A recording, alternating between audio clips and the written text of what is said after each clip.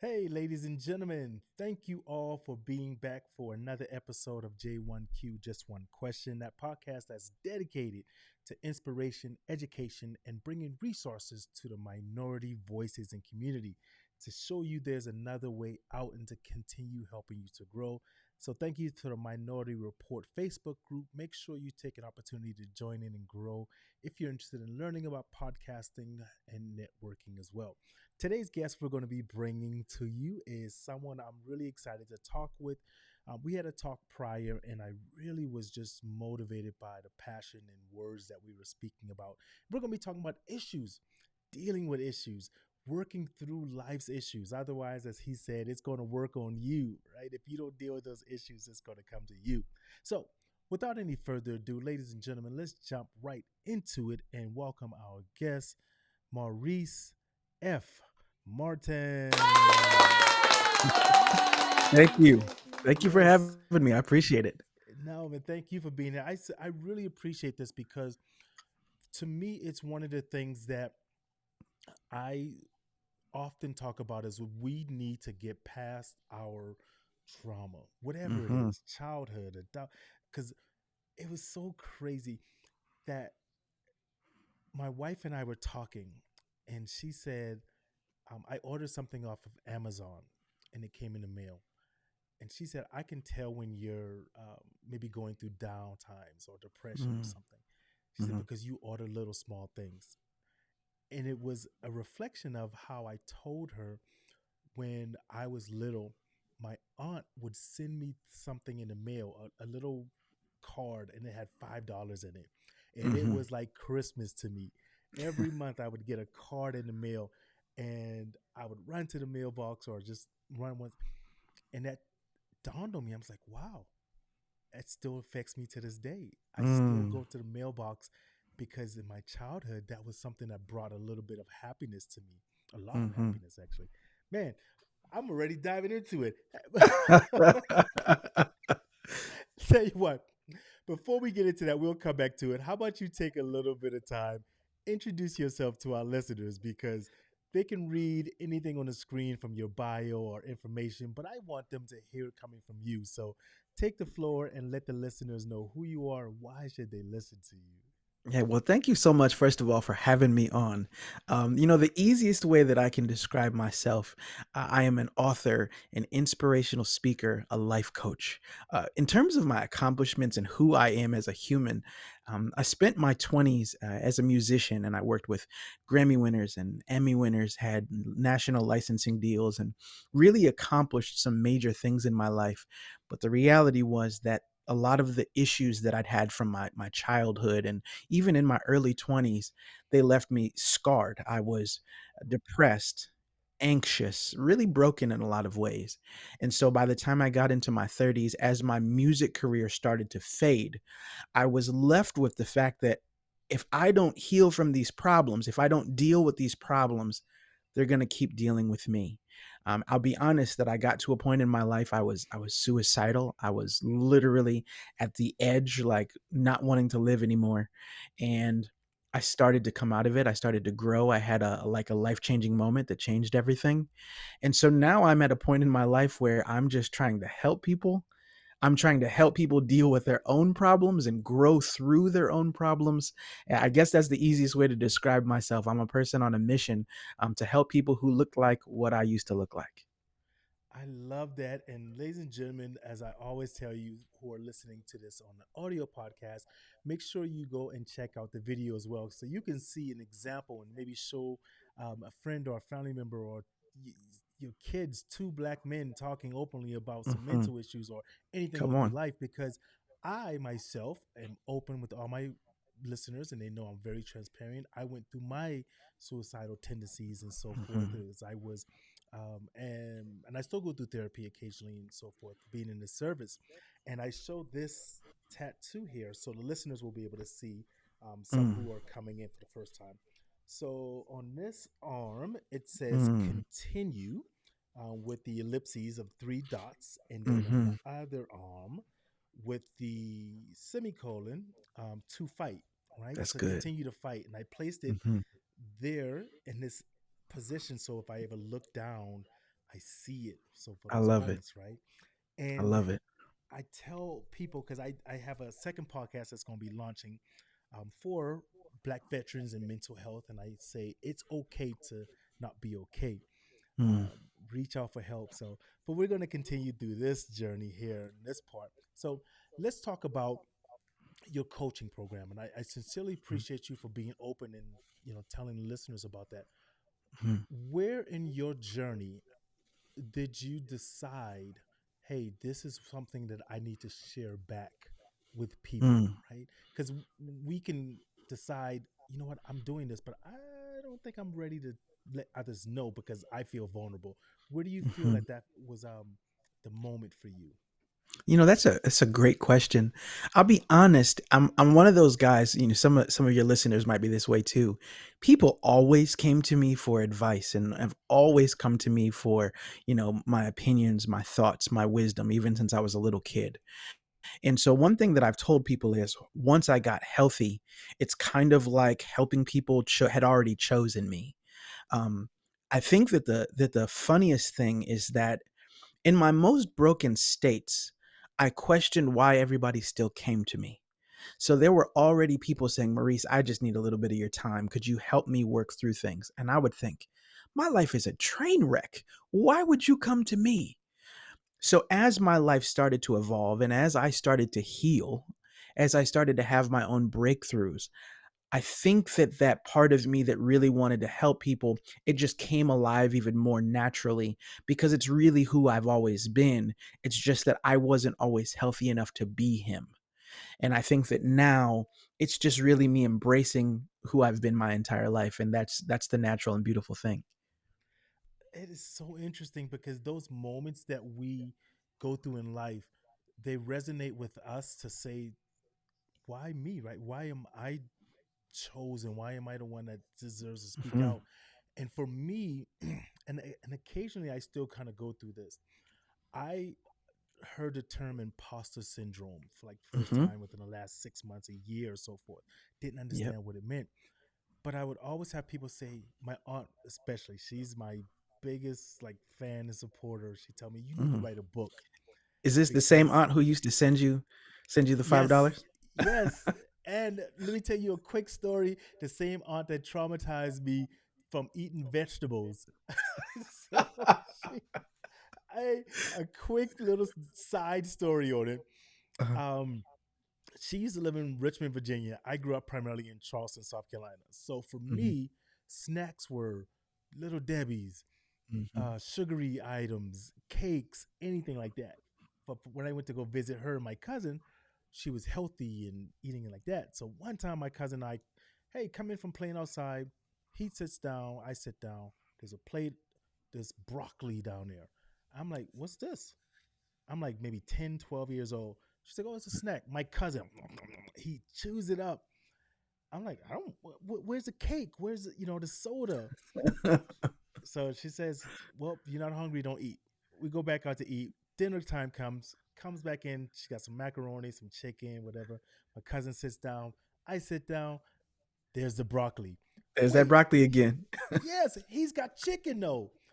Well, you and so long story kind of short, I had to eat it before I got anything else. So to this day, I Uh-huh. blame her for my hatred to vegetables. But yeah, it's the same art. She tells me I need to write a book, but the imposter syndrome came from me because I always felt like, who am I to tell someone else, Mhm. um, here's what I think you should do. Here's even when I got to a point in life where I felt like, wow, I've made something of myself.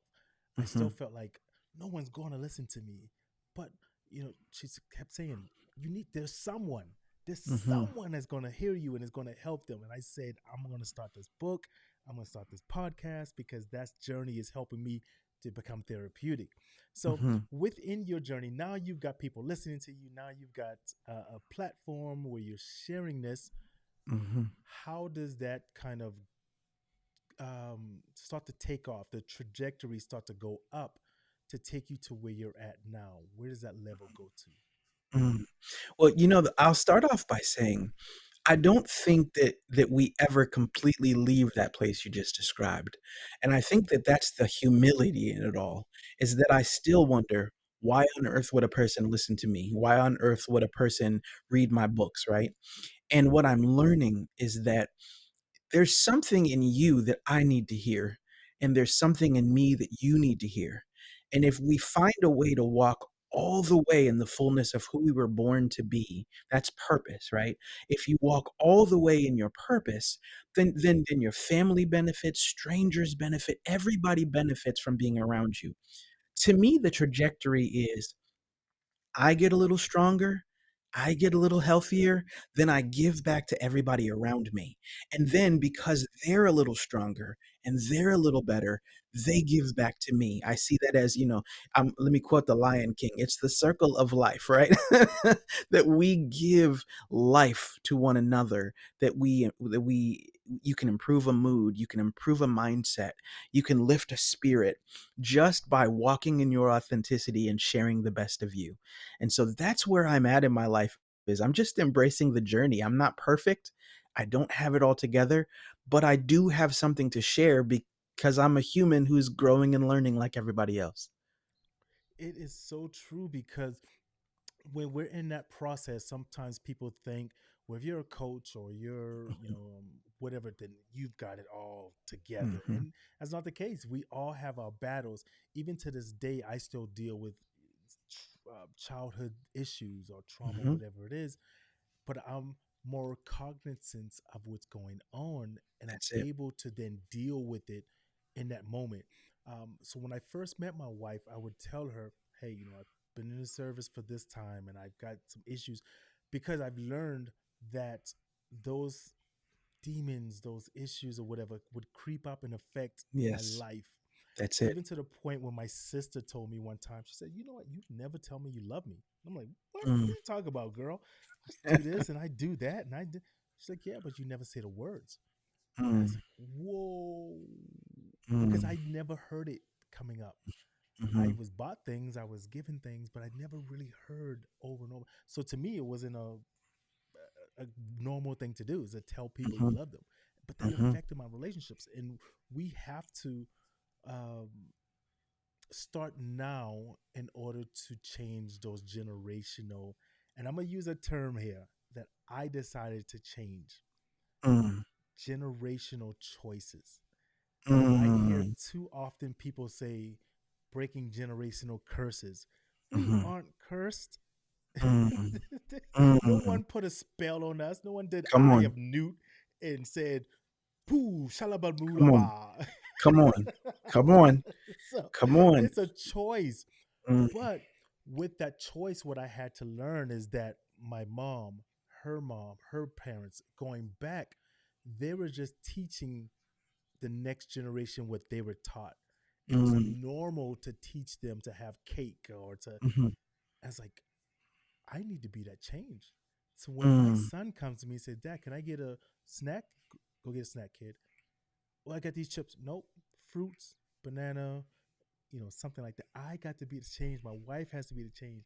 So I love this when we start talking about your seven principles and your book and Mhm. everything like that. Man, let's dive into it.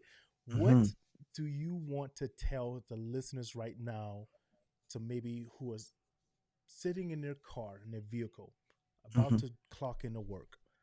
He or she or someone is sitting there and they're saying, I just don't know what to do. Mm. The Woo! fir Start the it off. first thing I wanna say is that you already hit it on the head. If this person, that this man, this woman sitting in the car, I just want you to hear, you can choose to have a better day. You can choose to have a better life. You can choose to take your circumstances, learn from them, and then transform them. That's something we all have the ability to do. And so sometimes the problem with the generations that came before us was simply that they didn't know they could really change. So the people around them gave them curse words. They said, you'll never be better. You'll never be stronger. You'll never be wiser. You'll never grow past this. And so they were cursed as people cussed them out with the wrong things. I remember being a child and hearing oftentimes what I would never do, what I would always find a way to screw up. There's a lot of wounds that I had as a child. Well, at some point, I was able to choose a different life. I can choose to see myself differently. I can choose to walk a little taller, and I can't be that tall. I'm only 5'6", but I can I can choose to walk a little taller, to be a little bolder, to be a little braver in my life. And I can choose to recognize that I'm worth that. And so what I would say to the person sitting down saying, "I want change and I don't know how," it starts with looking in the mirror and realize that you're worth the change you want to see. You want to improve your marriage? You want to improve your job situation, improve your finances? You want to improve your self-esteem? Well, it's going to take work, and you have to choose to do the work and to choose to make investments in yourself and investments in healing. And I just want you to know today that you're worth it. That's the most important thing. You're worth it. It is something that when we hear these things come from other people and we kind of share that same mentality, there's a term I use, and I got this from a guest who was on my podcast. Shout out to Mhm. Olivia Cook, the Empowered Badass Woman podcast. Mm, She said one time, you have to look yourself in the dirty mirror. that's it.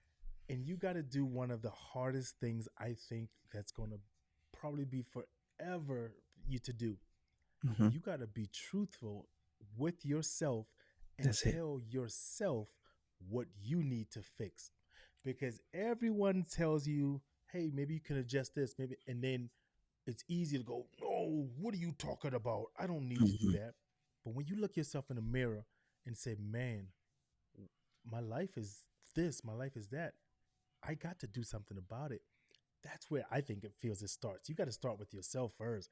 They say Mhm. people can't stop smoking until they're ready. You can't grow in your marriage, your relationship until you're ready. And I sincerely appreciate all of the therapy and training I went through because that helped me so much because Mhm. I I speak to my wife differently. We That's it. grow differently. I Mhm. am open to her to tell her. She'll say, "Babe, how's your day going?" I say, "Well, my world's rocking right now. I need to Mm. just, you know, I call it resetting to zero. It's like I That's need to it. reset to zero." And Mhm. she knows at that moment, okay, he may need a little bit more space, or he needs me to be closer, or whatever. But it would never used to be like that because I would just shut up. I was that Mm. man. I would go in You the and me cave. both. Right. No, what are you talking Mhm. about, woman? I don't wanna talk when I'm upset. I don't wanna talk when I'm frustrated. And you know, the interesting thing about therapy, and I'm a huge advocate of therapy, by the way. I know that it's real, faux pas as a man, like, we ain't going to talk about our feelings. Here's reality. The majority of therapy, the therapist doesn't talk to you. You do most of the talking to the therapist. And when you get a chance to hear your own words, when you get a chance to actually look at your own brokenness, once I look at it, I can do something about it. You know, this was what you were talking about when you first jumped on. The issues that you've dealt with in life, if you don't deal with them, they'll continue to deal with you. The things that you haven't got a grip on in your life will keep their grips on you. And so the healthiest thing you can do, talk about your problems, write about your problems, pray about your problems. You have to find a way to hear self. How am I? That's that dirty mirror. And once you get honest about what's really going on, well, now you can do something about it. Now you can change it. And I just think that sometimes we don't understand that we can change it. And one more thing I wanted to add, because I was thinking about what you just said. Okay. I've had a lot of clients who, when they get frustrated, they say, well, people want to tell me how smart I am or how strong I am, and they just don't understand where I'm going through. I need you to hear this. Not every person in your life needs to understand what you're going through. What they're showing you is that they understand you. They Mm-hmm. understand something about you that you're not seeing at that moment. And instead of saying, well, you don't get how depressed I am, let me stiff arm you. The greatest gift that you can do is to say, let me slow down and figure out what you are seeing about me that I'm not seeing about myself. Let them change what you see in the mirror. It's the greatest gift your friends and family can give you. It's almost like when I'm hearing this, I'm just like it. It's a manual, step one, Mhm, step two, step three. mhm, And I love using that analogy in some ways because I always talk about how we weren't given a manual in life. We mm. were not giving steps of how to make a marriage work, how to So make a true. relationship work. But we see the moments from our past, Mhm, our parents, our grandparents, or whoever we may have been around. And so we take that into uh, it's supposed to be that way. And an mhm, example I mean in reference to that is I was a few years ago. Um, I was talking to an associate and a friend, and she was telling me a story about how she was involved with this guy. She's got two kids, and he was a drug dealer. mm, And he would be around her kids and her family and everything like that. And I said to her, and this was before I learned how to talk differently. I'm a Marine. I'm a retired Marine, so I'm straightforward. Not as tactful as I am now back then, but I said mhm, to her, and I think she reacted to what I said and how I said it. mhm, But if I said it in a different manner, she would probably react it differently. But mm, um, I said she was talking about her kids. I said you don't love them, mm. and that was that switch, right? You don't tell a mom you don't love your kids. Woo, I already know how that conversation went. So but as it went on, she did get frustrated, and she was like, "What are you?" She started going. I said, "What I mean is, you are putting them in danger by having this drug dealer in your home. Because Mm, if he gets caught, your kids could be gone, your everything.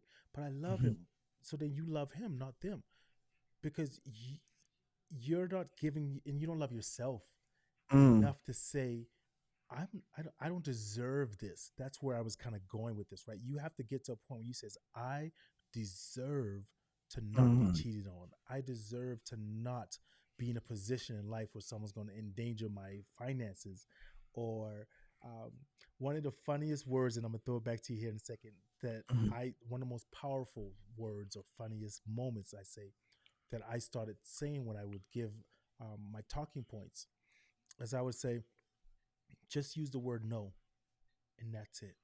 mm, That's it. mm, Someone asks you, hey, can you take me to the store? No.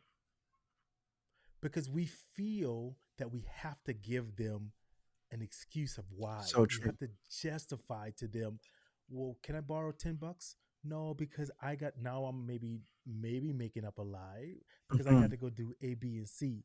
And now you're mhm, putting yourself in your dignity, your integrity to lie to someone, then you might get caught down the line anyways. Just know. But it's hard because we've been conditioned so much to believe that we have to justify it. We have to tell someone. Oh, anyways, man. no, no, that's so deep, and it's so genuine because, somebody asked me, I was doing an interview recently, and somebody said, "Maurice, like, really describe to me, like, really, really describe to me who you are." And I simply said, "I am." And Mm, they said, "Okay, give me more." And I said, "No, but this is what I mean." I said, "I'm a whole bunch of things, yeah. but at the end of the day, if I'm really healthy, like, if I'm in a real good place in my life, I just am who I am. I'm consistent. When I'm dad, I'm just me. When I'm husband, I'm just me. When I'm doing an interview, I'm me. When I'm with a client, I'm just me." Yeah. And one of the problems I've had in my life is that I've tried so hard to put myself in boxes that I end up changing around every group of people I'm around. So I'm the funny guy over here, and the deep guy over here, and the sad, melancholy guy over here, and the superstar over here. And it's exhausting. Yeah. I just want to learn how to be me.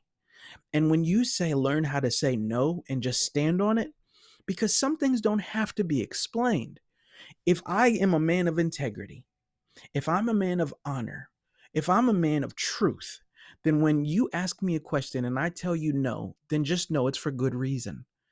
If you ask me a question and I say I'm not comfortable with that, it's for good reason, because you know that I'm consistently taking care of myself. You know, when we talk about love, a lot of people need to hear this. Love has boundaries. I know that we talk about unconditional love. You can say that love has no conditions, but it certainly has boundaries, because love respects, love honors, love cherishes, love forgives. Love does a whole bunch of things.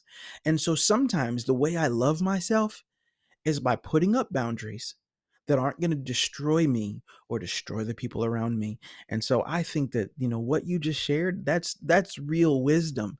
You don't got to explain yourself. You have to be yourself. And if you just be yourself, everything else will make sense in the end. They'll go, "Oh, that's why he said that. Oh, that's why he did that." That's the real lesson. Yes, yes, love it. It's like for anyone who's listening, if you're working to improve yourself every day, just a little bit, doesn't have to be leaps and bounds, right? Just a little thing, your relationship. These are the things that's being said, and Maurice just said. I'm loving it because it also reminds me of the steps that my wife and I took to Mm, continue to do. Like little small things when you say love has boundaries and stuff. mhm, I told my wife when we first met, we were first dating, um, I could tell that she had the walls up. mm, She had the walls up. mhm, And I remember us talking. And at this point, I had already went through my process and learning my boundaries and learning how to improve myself and where I mhm, want to be in my relationship. And one of the things I think people don't do in relationships is they don't set boundaries. They don't mhm, talk about what they expect from their partner and where they should go. It's just I like you, you like me, let's be together. mhm, They don't learn mhm, each other. And I told her, I said, I'm not breaking your walls down because I'm going to exhaust myself so much to break your walls down just to show you that I'm here for you. That I'm mhm, not going to have enough for me to build me up and us to be together in a great manner. mm, And she understood that within time. I said, that's a your job thing. Now, mhm, some may not agree with that and understand it, but because I remember one time I heard Will Smith said his job is not to make his wife happy. His mhm. job is to amplify her happiness Yes, I because agree with that. I spend so much energy trying to make you happy. I Mhm. can never do that. Go to therapy and learn some techniques. I'll go with you. But if Mhm, I spend all my energy trying to, are you okay today? Do you, and then, oh my, now what am I going to do? mm. Oh my goodness. I remember that my wife taught me the lesson in the most beautiful way, and it wasn't that long ago, a couple years ago, and I asked my wife, I said, "I was thinking about, doing so and so and so and so. What do you think?" And my wife just looked at me and she said, "Baby, when you're good, we're good." Mm, And what she meant by that is, when you take care of yourself, when you're true to yourself, when you don't front and you don't fake and you get what you really need, everybody around you finds peace, right? yeah. One of the issues I think many of us have is that we end up in situations where we create fake peace. In other words, I don't want to rock the boat. I don't want to shake things up. So I don't create boundaries around myself because I just want everybody around me to be happy. I just want everybody to be at peace. Well, what happens is over time, you're not okay with the decisions. You're not okay with the atmosphere you're sitting in. And now the storm comes anyway, except instead of the storm coming on the outside of you, the storm is on the inside of you. Eventually, you're going to erupt that way. The healthiest thing I've learned how to do in marriage is have hard conversations. Sometimes that's sharing the truth that's hard to share. Sometimes that's hearing the truth that's hard to hear. But either way, I want real peace. I don't want to say I care about something that I don't care about or say I don't care about something that I do and then end up boiling over later. Let me be honest now and truthful now so that I can have lasting peace. And I hope that helps somebody because that's a real major thing people need. Yes, yes. And a thing that we did, wow, man, this is so cool, is my that hard conversation thing, right? Mm, We do this whereas because I had to learn the love language. I'm with Mm. my. I had to learn that old love language thing, Yes, right? yes, yes. We and if anyone who is listening, if you've not read the book, learned about it, Great go book. check out Great book. love languages. There's many more, but the principle to me is okay. You tell someone I want to be loved this way, yes, Mhm, but they need to be loved differently. mhm, And to go in that conversation point to bring it back around, my wife likes to write more. She mhm, journals and she does things like that. Whereas I like to communicate and just talk it out. Well, I know that's uncomfortable for her. So I'm going to adjust a little bit for her. And what we would do is say, all right, babe, here's a paper. Write three things down that you need from me. And mm, I'll do the same. And then we would switch those papers and there's no judgment, there's no frustration. It could be something as simple as, I need you to hug me more. mm, Oh man, I didn't even notice that. I thought I was hugging you. mhm. Okay, gotcha. Or just but now it's you communicating, and now you can stem that conversation, like you said, from that. But you got to be open to it. You You can't do. be, oh, what do you mean I'm not doing this? Because we think we're doing so much for someone, but we may Mhm. be doing it not with their love language. An Yes. example is I would, whenever my wife would go grocery shopping, Mhm, I've got the groceries, babe. You just did all that. Let me bring the groceries in. That's my acts mhm. of service. That's my way of showing her I love her. But that may not be the way she receives That's love. it. That's So in it. my mind, baby, what do you mean? I just showed you I love you. I just took the groceries in. But to her, that's just, you know, oh, Yeah, no, and people have to be okay with doing uncomfortable things. Like, okay, in business, right? When you're in business, you will be like, "You know what? I wanna be successful. I'll do whatever I gotta do. Imma grind and go get it." And then when you're in your relationship, you're not willing to grind to go get it, or when it comes to your mm-hmm, mental health, you're not willing to grind to go get it. And so, I'll give you a perfect example of that. My wife's number one love language is physical touch. Okay. My wife wants me to hold her hand. She wants me to sit and cuddle with her. Well, of my five love languages, that's not my number five. Okay. I know that I speak and I'm like kind of a sensitive guy, but at the end of the day, I am not touchy feely. And I have to like physically prepare myself to sit down and hold my wife's hand and breathe and relax and try to like let go into the moment, and it's a lot for me, right? yeah, But at the end of the day, when my wife's tank is full, she's always sure to meet my need, right? Because I'm more the acts of service person. So my wife will come and bring me a meal. That means something to me. If I bring my wife a meal, she appreciates it, but it doesn't speak to her love language. And so I have to be okay with loving her how she needs to be loved. And she needs to be okay with loving me how I need it. It doesn't mean that your partner's flawed. It doesn't mean you're broken. It means that you get to be you fully.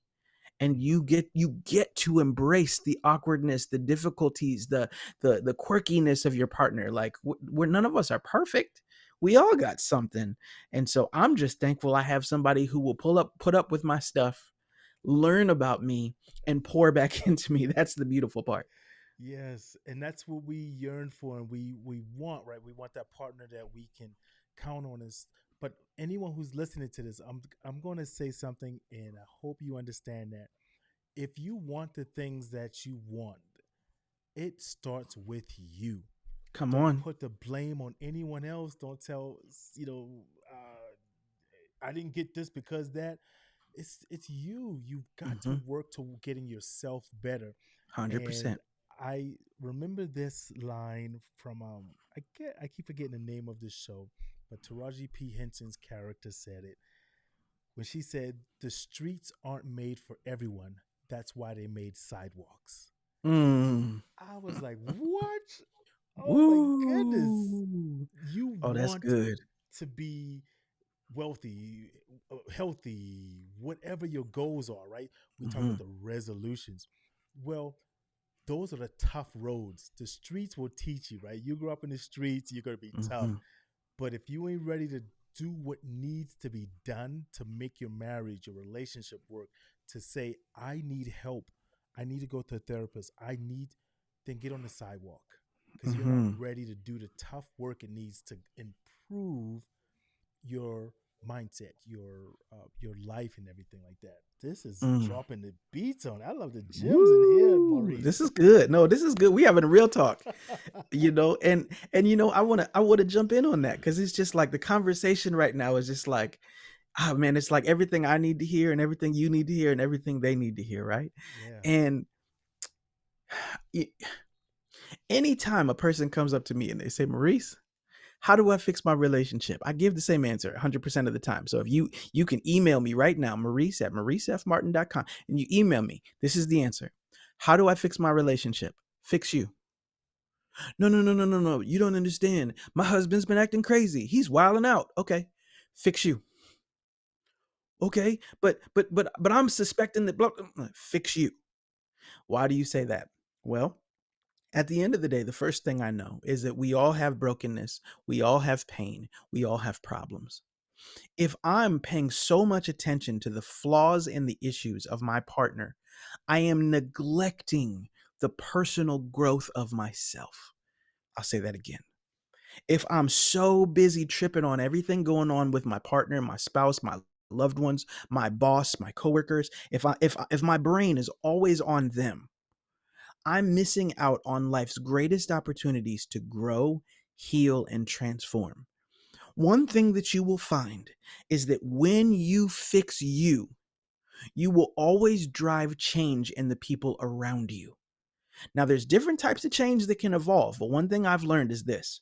When you really do that heavy work on you, you force change in someone else. Either they realize you not coming at me crazy anymore, you're not coming at me toxic anymore, you're not coming at me like a wounded animal anymore. Maybe you're safe enough for me to talk to. That can happen.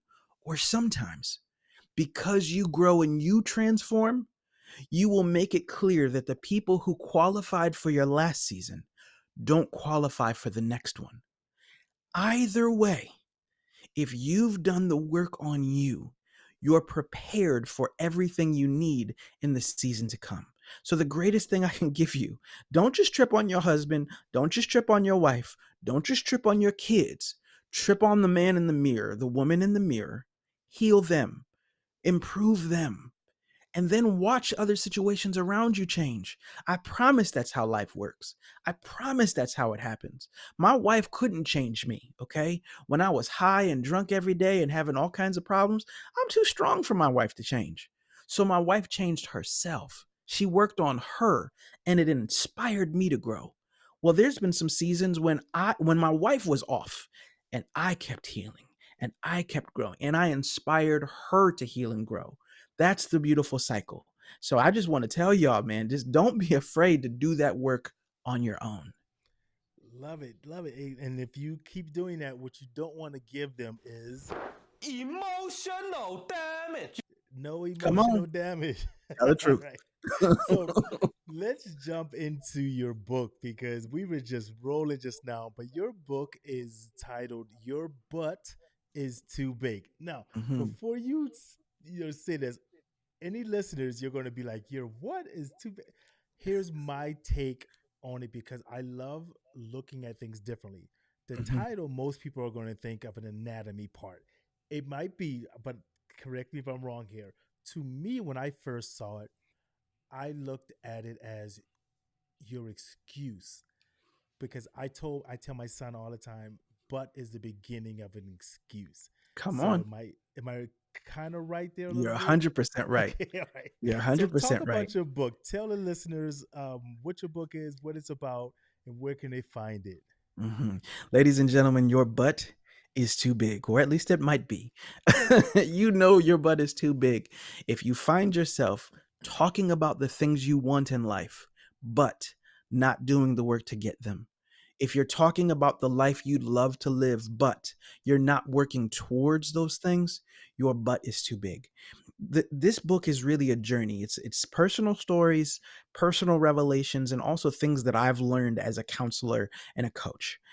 What I try to teach in this book is this: what you've been through in your life, what is, everybody has trauma, drama, and pain. If you haven't healed from your trauma, your drama, and your pain, then you end up carrying dead weight with you into your present moments and of course, into any future moments. The key is to confront everything you've been through in your life. Sometimes that's through therapy, through counseling, through spiritual methods, but the key is confront what you've been through, heal through what you've been through, grow through what you've been through. And what you'll find is that as you build confidence and as you build faith, then you'll find that your excuses begin to shrink. They don't have the same power, they don't have the same grip on you. So this book is about healing. It's a deep book. It sounds funny. My butt is too big. Well, it is. If you're miserable, if you're miserable, your butt is way too big. If you're still living in heartbreak from 10 years ago, your butt is too big. If you keep talking about how you would be farther if it wasn't for how your mama and how your daddy and how your auntie, if that's your story, your butt is too big. And this is even successful people. You got millions of dollars, you've accomplished a ton of things, but you still have no happiness and no peace. Well, why not? Why didn't you go get the happiness and peace? Because your butt is too big. And so this book says, confront what is confronting you, hunt down what has been haunting you, and grow. And this is a book about transformation, and I think it's going to help a lot of people. I love it. And where can they find it at? If anyone's, saying right now as they're driving, but I want you to do this safely, ladies and gentlemen. Pull over and Google it. Don't do this while you're on the road, okay? Where can they Yes. find it? Where can they get information at? Yes, good question. So right now, the easiest place you can just fly over to Amazon and get it. You can go to my website, yourbuttis2big.com. Not too hard to remember, and it's making its way to other stores as we speak. So by the time you listen to this, it might be at your friendly local bookstore. But yeah, the easiest place, yourbuttis2big.com. Love it, love it. And so I want to do another segment here that was just implemented. And this segment is brought to you, ladies and gentlemen, by Reflections of You. Let us reflect your beauty. Go check out Reflections of You. So this segment is called You Better Mind Your Business. Mm, So, that's good. and what I love to do is to ask someone, what is a tip that you would give our listeners out there that would kind of be a roadmap, maybe one or two little small tips to help them on their journey of maybe starting into coaching or starting into speaking or anything that reflects that. Mm. Well, let's say you want to get into speaking. Um, First thing you always have to know is what's your why. You have to really understand why it is that you want to do what you want to do. What is it that is drawing you to it? And the reason is whatever you choose is going to have it's going to have failure in it. Anything that you want to do in life is going to be hard. It's going to be tough. And so the first thing you want to figure out is what's my why? For me, my why to speak, my why to write, some of it is spiritual. I feel like I'm led to do it. And some of it is I feel like I was put on the earth to help change people's lives. So my why is I want to make a difference. I want to have a legacy that somebody who even forgets my name remembers my book, that somebody who can't remember my name remembers something I said. And so know your why, step number one. And then step number two, study people who have done what you want to do. You're not going to be the first at anything that you choose. You choose to be a writer, you choose to be a speaker, you choose to be a magician, you choose to be a radio DJ, you choose to be a tax attorney. I don't care what it is. You're not the first to do it. Now, maybe you'll innovate it, maybe you'll change it, maybe you'll have breakthroughs. But the more you study the people you respect, the more that you learn from the people who have already cultivated the area that you want to get into, the better you are. I have a list a mile long of speakers that I watch and study and listen to who gave me the confidence to speak, though they've never met me. And so my what I would say to you is, yes, absolutely, mind your business. My grandma always used to say something. Grandma always used to say, stay out of grown folks' business. What does that mean? It means don't get caught in the comparison trap, right? Don't look at other people and envy them. Just look at other people and learn from them. Watch the people around you. Glean the lessons and the wisdom from them, and then become the fullness of who you were born to be. It's the greatest thing you can do in any world that you choose to get into. There you have it, ladies and gentlemen. The AC isn't even on in the house right now, and I'm feeling chills. I'm like, what's going on right here, right? Absolutely love it. Thank you so much for this. Let the listeners know where can they find you at, where can they reach out, or if you're on social media, any places where they can, get in touch with you for maybe a speaking engagement, some coaching tips. Where can they find Maurice F. Martin? Absolutely. So come find me on social media at Maurice F. Martin. If you want to talk to me about coaching or you want me to speak somewhere, I would love to. You can either visit yourbuttistoobig.com or mauricefmartin.com. But I am available for, speaking opportunities, coaching, and then at workshops. There's so many things I can offer. Or maybe you just need to hear some wisdom and you want to throw a situation at me. You'd be surprised the things that I will actually respond to. So mauricefmartin.com, yourbuttistoobig.com, or at Maurice F. Martin on social media.